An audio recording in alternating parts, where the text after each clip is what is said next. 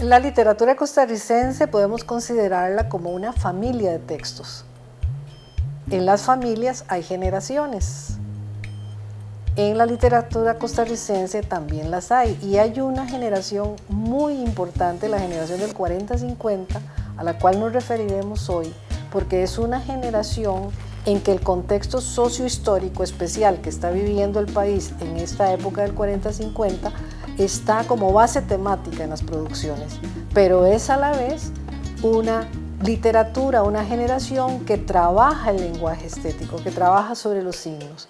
De esta manera, marcan estos textos del 40-50 identidad cultural e identidad artística.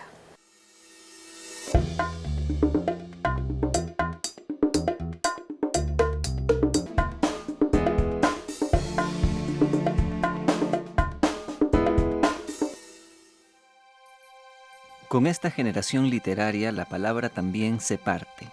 Una parte de la palabra es política y la otra parte es literaria. Miguel Mondol Rodríguez.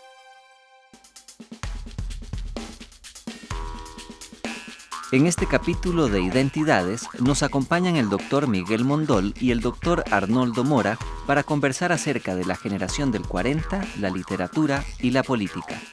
Las obras y escritores pertenecientes a este periodo 40-50 son referentes obligatorios en la historia cultural costarricense.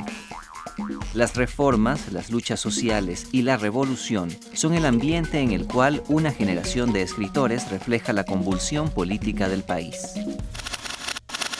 ¿Cuál es ese ligamen que las historias de la literatura costarricense han señalado entre varios miembros de esta generación y el Partido Comunista? La generación literaria del 40 en su mayoría es militante del Partido Comunista. El Partido Comunista nace un 16 de junio de 1931, respondiendo a una realidad muy concreta que se vivía en el país. Me acuerdo de un dato que decía que el costo de la vida se duplicó en este país. Entonces, ¿quién da la cara por eso? Quien va a dar la cara es el Partido Comunista, que después se va a llamar Vanguardia Popular. La palabra militante tiene fuentes también muy establecidas, según nos contaba Joaquín Gutiérrez y Fabián cuando nos visitaban en la universidad. La palabra de Carmen Lira. Con esta generación literaria, la palabra también se parte. Una parte de la palabra es política, la otra parte es literaria. Carmen Lira evita que esta generación caiga en el panfleto. Esta generación le enseña a articular literariamente la palabra política. Y ese yo creo que es el gran mérito de Carmen Lira. Enseña a escribir. Bananos y hombres. Bananos y hombres. Enseña a ver las realidades de nuestro pueblo, la dimensión política de bananos y hombres, y en ese orden, bananos y hombres, porque para la compañía eran más importantes los bananos que las personas, la compañía bananera. Como para muchas compañías actuales también son más importantes los productos que las personas. Les enseña a escribir y a no desligar las dos facetas de la palabra, a ser políticos, pero también a ser literatos.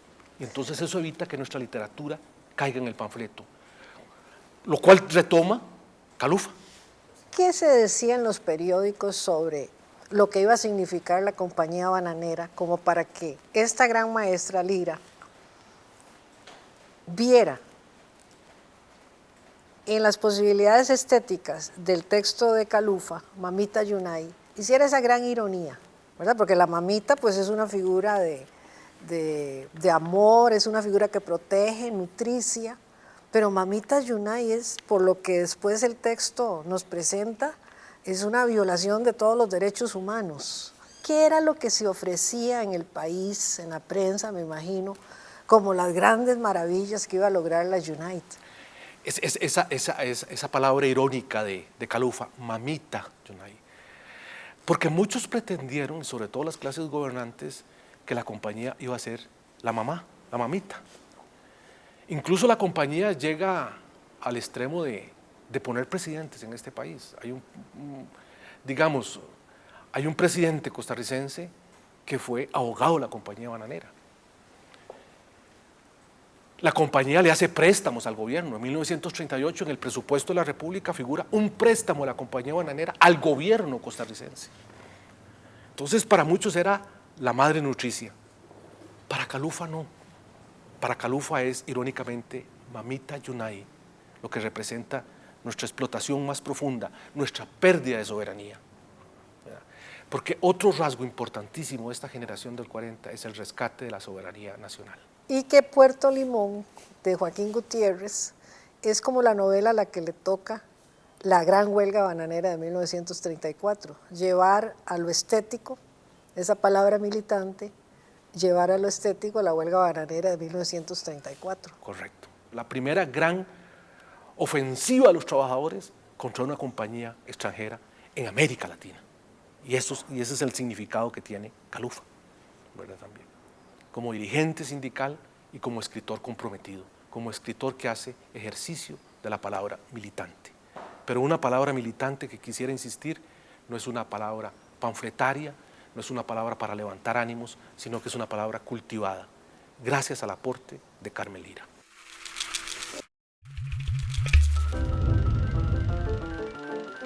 Durante la década de los 40 se implanta la socialdemocracia en Costa Rica y se abre el capítulo de las garantías sociales por Manuel Mora Valverde. Los años 40 representan una época de cuestionamientos y renovaciones, de importantes reformas sociales y de un nuevo concepto de Estado.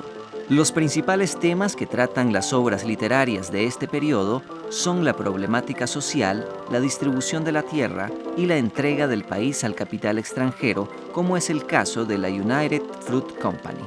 Algunas de las narraciones destacadas en esta generación son Mamita Yunay de Carlos Luis Fallas, Puerto Limón, Murámonos Federico de Joaquín Gutiérrez y El sitio de las Abras de Fabián Dobles. El realismo será la consigna de estos escritores, quienes por su vinculación política plasman un periodo de reforma, revolución y vanguardia en la historia y la literatura costarricense. Joaquín Gutiérrez en Puerto Limón pone en boca de el presidente Ricardo Jiménez esta frase, cuando Jiménez convoca a Manuel Mora para discutir lo de la huelga, porque ya nos han amenazado los gringos con invadirnos, pues Manuel sale con una serie de posiciones, tal vez muy abstractas para el momento, y don Ricardo le dice, mire joven, por favor, aquí se trata de que nos van a invadir, y la soberanía de una nación es como la virginidad de una muchacha, solo se pierde una vez. O sea, cierto. Es decir, qué bonito esa frase, porque es el encuentro de dos generaciones, la generación del Olimpo y la generación del 40, ¿verdad? Ese encuentro entre Manuel y don Ricardo. Que don Ricardo es el que tiene la claridad que quien puede realmente negociar es Manuel Mora, es el Partido Comunista que puede negociar, digamos, los conflictos sociales en este país.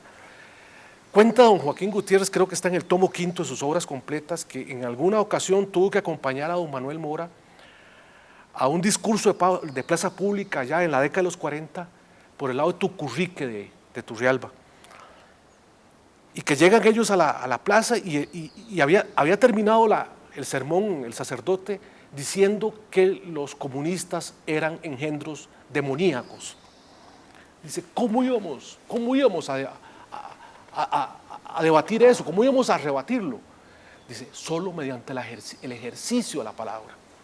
Entonces ahí en media plaza, sobre un cajoncito de azúcar, me tuve que subir, dice, yo no era adicto a la palabra oral, pero tuve que improvisar mi primer discurso para explicarle a través de la palabra, de esa palabra militante, que nosotros no éramos engendros demoníacos, sino que éramos personas muy costarricenses que estábamos preocupadas por lo que estaba pasando en el país.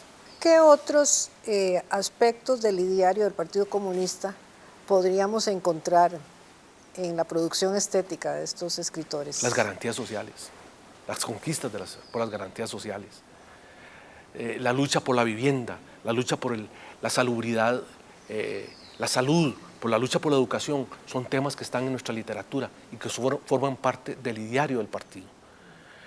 Pero aquí también otro detente, mire, no se trata de una transposición mecánica del ideario del partido a la literatura, no, es el militante que ejerce un doble oficio de la palabra. Como militante capta la realidad y como militante también la transforma en un producto literario de una gran calidad, gracias en parte a la maestra Carmen Lira, y lo entrega a la sociedad costarricense. No es un producto panfletario, ni tampoco es una transposición mecánica de lo que pensaba el partido y lo que hacían esta generación. No, de hecho ellos son tributarios de lo que nosotros en literatura llamamos el realismo social. Correcto. ¿Verdad? Un realismo social que es no solamente ese gran ligamen que tiene la ficción con su contexto, sino también la transformación de la misma palabra en una palabra que sea estética, porque como lo han dicho aún los críticos de la más derecha de las derechas, ahí hubo literatura, hubo creación artística. Claro. La generación del 40-50 es una generación cuya palabra fue políticamente estética. Sus historias, sus ficciones fueron tan reales que lograron formar conciencias acerca de los problemas propios de la época 40-50. De esta manera lograron una mayor objetividad, puesto que los discursos, las historias, las visiones de mundo que plantearon los narradores del 40-50 hicieron que entrara en tensión el discurso oficial acerca de la situación económica social de esa época. Fabián, pues por una serie de circunstancias históricas, le tocó siendo muy joven toda la década esta del 40, que fue una época muy conflictiva, y sobre todo después del 48, por su filiación política, pues fue un escritor que sufrió una serie de persecuciones. Había mucha pobreza y sobre todo no había conciencia de ella. En las iglesias de lo que se hablaba era la caridad cristiana, y mi mamá me mandaba a mí, miren, Fabiancito, vaya, déjele este almuercito a aquel pobre de aquella casita. Y yo, no, qué bien, amar a su prójimo como a ti mismo. Todo eso cuando yo me vuelvo estudiante y empiezo a leer con los primeros libros de resumen del Capital y Plejano y qué sé yo, me desemboca en que me vuelvo hombre de izquierda y termino en el Partido Comunista. Y cuando viene el 48, resulta que estoy en la formación no de liberación nacional, entre comillas. Se le destituyó de los cargos que ocupaba como profesor y tuvo que dedicarse a un montón de labores misceláneas de lo más heterogéneas. El 48 castigó a la generación Caldero comunista y los echó de los puestos, los echó de todo, para volver después, porque el sentido que tiene en Costa Rica siempre es un poco el concertar sobre el futuro y no sobre el pasado. Entonces yo vine y fui a hablar con don Pepe. Y le dije, ¿por qué Fabián está preso? ¿Qué es eso? Yo había visto a don Pepe unas 2 veces en la vida, pero ¿por qué Fabián está preso? Entonces me dijo, porque lo están acusando de que tiene armas enterradas en un hueco en el patio de la casa. Entonces le digo, ¿qué es esa ridiculez? Fabián con armas. Si Fabián lo que hace es escribir versos, si Fabián lo que hace es un poeta.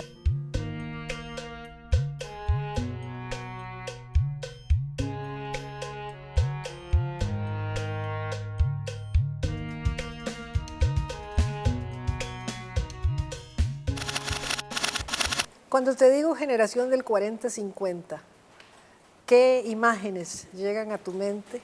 ¿Con qué elementos de la cultura costarricense la relacionarías?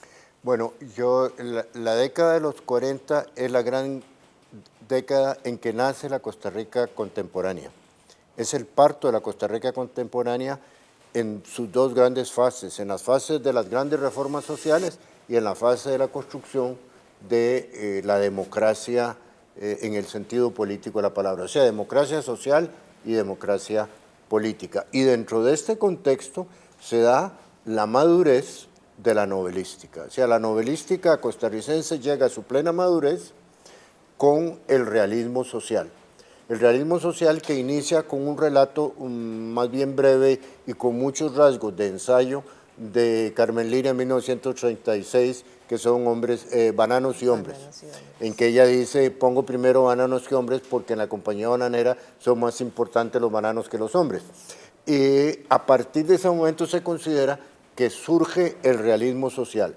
El realismo social no es solamente una manera de escribir, es una concepción filosófica, es una estética. O sea, es una manera de enfocar también el acto creador. El realismo da como énfasis fundamental al contenido sobre la forma, pero el contenido como una expresión de la realidad y por ende hay un mínimo de ficción. Claro que tiene que haber ficción, porque las personas no son personas, son personajes, si no, no habría novela. Se habría una autobiografía o qué sé yo, o una crónica.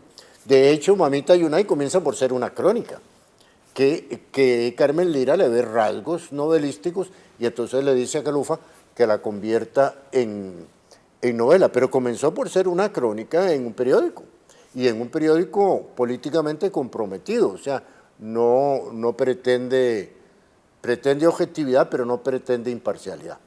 Porque el realismo social es lo que podríamos llamar la expresión literaria de las profundas reformas sociales, del Código del Trabajo, de la creación de la Universidad de Costa Rica, es decir, de las bases y fundamentos materiales de lo que después va a ser la democracia formal que a partir de la Constitución del 49 se da a Costa Rica. Pero indudablemente García Monge tuvo mucho que ver también en esa conducción hacia ese realismo, porque si recordamos en Las hijas del campo, ya en Las hijas del campo hay problemáticas que tal vez no desarrolla él, como la pérdida de la propiedad porque han tenido que hipotecar la finca, que eso después sería en el 39 con Juan Varela, cuando ya empieza el problema de la hipoteca, pero ya este maestro García Monge ya había como hecho ciertos señalamientos. Sí, lo que pasa es que don Joaquín siempre fue realista. Lo que pasa es que no pertenece estéticamente al realismo social. Exacto. ¿Por qué? Porque Las hijas del campo son estéticamente modernistas. Es una prosa modernista. Todavía no es una prosa realista. Hay un contenido realista, hay una denuncia, hay un descubrimiento de lo que es el campesino, pero el campesino aparece como el oprimido, pero no como el rebelde. En don Joaquín no hay rebeldía. O sea, no hay un sujeto. No hay rebeldía. En cambio, en la literatura del realismo social, el oprimido se convierte en protagonista de la historia, comienza a rebelarse. O sea, ¿qué es lo que introduce de nuevo el realismo social desde el punto de vista filosófico, ideológico? La lucha de clases. Como familia de textos, estos textos del 40-50 son tributarios del realismo y de las figuras de García Monge y de Carmen Lira. No obstante, ellos construyen una nueva manera de trabajar desde el realismo social. Si las generaciones anteriores habían presentado o representado a los personajes casi desde la conciencia manipuladora, si quieren ustedes, de los narradores, con los autores del 40-50, los personajes dejan de ser representaciones para convertirse en sujetos históricos capaces de transformar la realidad social. ¿Cómo recibió la Costa Rica de los 40-50 la obra de estos escritores? Bueno, fueron muy bien recibidos, no tuvieron problemas de aceptación, fueron de golpe reconocidos por tirios y trullanos. Eso es mérito de don Joaquín, porque esos autores no hubieran tenido la aceptación, el reconocimiento, si primero no hubieran publicado un repertorio americano. Don Joaquín es el gran difusor de la cultura, el que le dice a los costarricenses, mire, lean, y entonces espera cada semana que venga en Limón un barco con las últimas revistas y las últimas publicaciones, y él convierte el repertorio en una especie de tijeras en que va cogiendo lo que a él le parece mejor para abrir esta aldea, abrirla al mundo. Repertorio americano fue la universidad que Costa Rica no tuvo en la década anterior a la creación de la Universidad de Costa Rica. Antes de 1940, recordemos que en el 88 se suprime la Universidad de Santo Tomás y del 88 al 40, es decir, medio siglo, Costa Rica no tiene universidad. Tiene una serie de facultades que lo que forman son profesionales y los profesores son profesionales en ejercicio. Un buen dentista saca muelas y un rato saca el tiempo para ir a dar clases a la universidad. O un farmacéutico es lo que llamamos boticario, y si es un hombre de un poquito de talento va a ir a dar clases en la escuela de farmacia, y lo mismo los abogados, y lo mismo después la escuela de bellas artes o agronomía. Eso es lo que existía. Pero una universidad es un centro de pensamiento, no es simplemente una fábrica de títulos. Es un conjunto de publicaciones, es un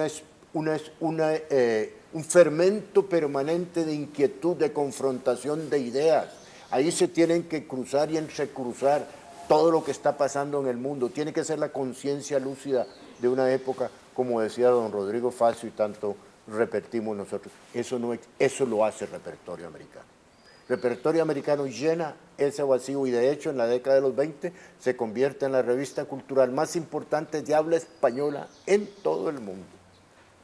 Un hombre como Miguel de Unamuno, una mujer como Gabriela Mistral escriben ahí originales, no de recortar, originales ahí. Don Alfonso Reyes, don Antonio Caso, una serie de grandes figuras están presentes en repertorio americano. Entonces, escribir en repertorio americano era consagrarse.